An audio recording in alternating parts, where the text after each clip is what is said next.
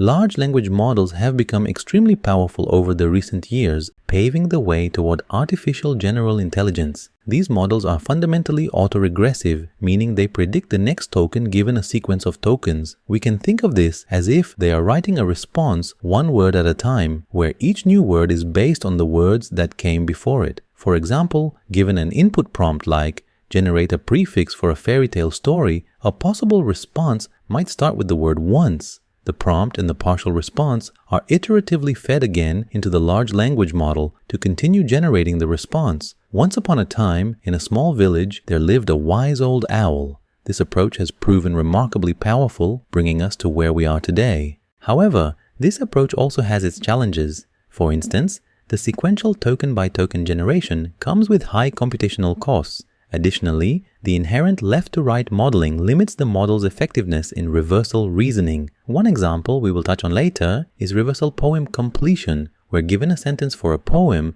the model should predict the previous sentence in the poem. Regardless, it is interesting to ask whether autoregressive modeling is the only possible way.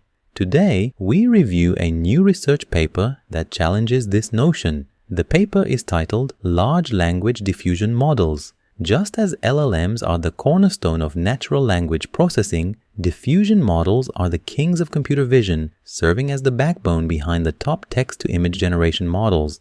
In this video, we'll see how the researchers applied diffusion models to language modeling. Let's start with a quick recap of diffusion models, which will help us understand the high-level idea of the paper. Diffusion models take a prompt as input, such as, "A cat is sitting on a laptop." The model learns to gradually remove noise from an image to generate a clear image. The model starts with a random noise image as shown on the left, and in each step, it removes some of the noise.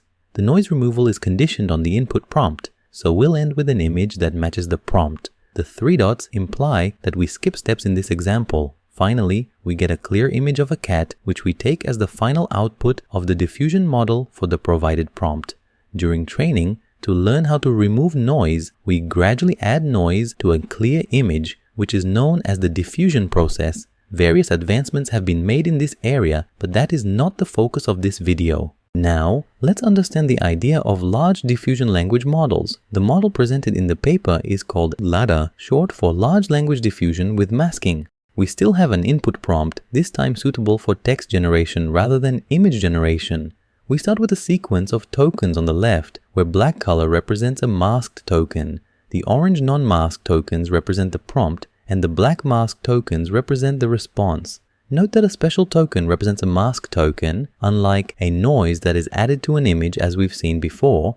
We gradually remove masks from the tokens, with bright color representing non-masked tokens. Finally, we remove all the masks and end with a response to the input prompt. In this example, the clear response token sequence represents the response. Once upon a time, in a small village, there lived a wise old owl. Let's dive deeper into a more detailed overview of large language diffusion models to understand better. We'll use the following figure from the paper, which illustrates the 2 training stages of the model, pre-training and supervised fine-tuning, as well as the inference process. We start with the pre-training stage. At the top, we have a sample sequence from the training set. We randomly sample the masking ratio, t, a value between 0 and 1. Then, we randomly decide for each token independently whether it should be masked or not with probability t. This results in a partially masked token sequence. This sequence is fed into the main component of the model called mask predictor, which is a transformer model that is trained to restore the masked tokens using a cross-entropy loss computed on the masked tokens. The pre-training dataset size is 2.3 trillion tokens.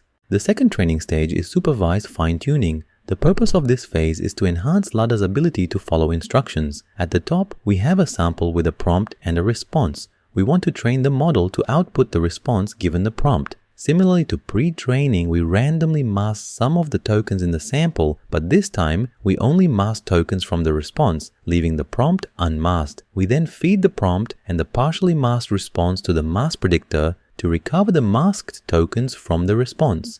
This process is very similar to pre-training, except we only mask the response part of the samples. The masking ratio, which determines how many tokens are masked during training, is random for each sample. This means that during training, the model sees a variety of almost non-masked samples and heavily masked samples. The researchers trained LLaDA on 4.5 million samples during this stage. Since the samples are not of the same length in this stage, samples are padded with a special end-of-sequence token. This way, the model is trained on an artificial fixed-length input and is capable of predicting the end-of-sequence tokens to end the generation process. Now that we have an idea of how LLaDA is trained, let's move on to review the inference process. Given a prompt, we create a sample with the prompt and a fully masked response. We gradually unmask the response using an iterative process called the reverse diffusion process. At the beginning of each iteration, we have a sequence with the clean prompt and a partially masked response. We feed the sequence into the mask predictor, which predicts all of the masked tokens. However, some of the predicted tokens are remasked, so we remain with a partially masked response until the final iteration, where we get the full response. The number of iterations is a hyperparameter of the model, determining a trade-off between compute and quality, as more iterations enhance the output quality. In each iteration, the number of tokens being remasked is based on the total number of iterations. But how do we decide which tokens to remask in each iteration? This could have been random, but the researchers used two more effective methods. One method is by confidence, meaning that tokens with the lowest confidence in their prediction are the ones being remasked. For each token, the mask predictor chooses the token with the highest probability from the vocabulary. That highest probability represents the confidence of the token prediction, indicating how certain the model is that this is the correct token compared to other options. The second method is called semi-autoregressive remasking. The length of the responses can vary between prompts. For some prompts that require a short response, a large portion of the response will be the end-of-sequence token. To avoid generating many high-confidence end-of-sequence tokens, the generation length is divided into blocks, and the blocks are processed from left to right. Within each block, we apply the reverse diffusion process to perform sampling. Let's move on to review some of the results presented in the paper. In the following figure, we see a comparison between the 8 billion parameters LLaDA base model and Llama 3 and Llama 2 of similar sizes on multiple tasks. LLaDA, in red, clearly outperforms Llama 2 in blue and is comparable and in some cases better than Llama 3 in purple. The results that we see here are for the base models.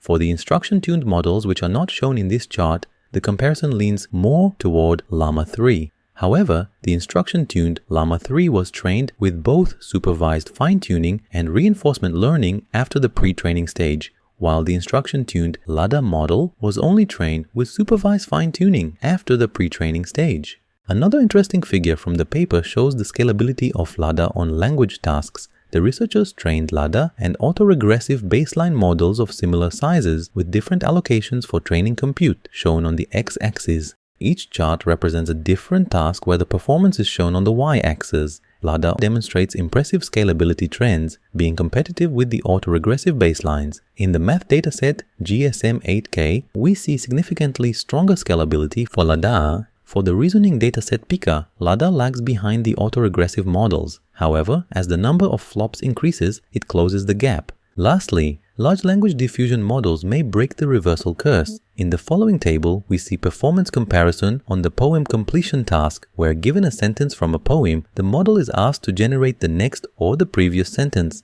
Looking at GPT-4o, it performs much better on the forward task comparing to the reversal task. This is inherent from the autoregressive training. LLaDA is able to improve upon this, demonstrating a more consistent performance across forward and reversal tasks and outperforming GPT-4o and Qwen 2.5 on the reversal task.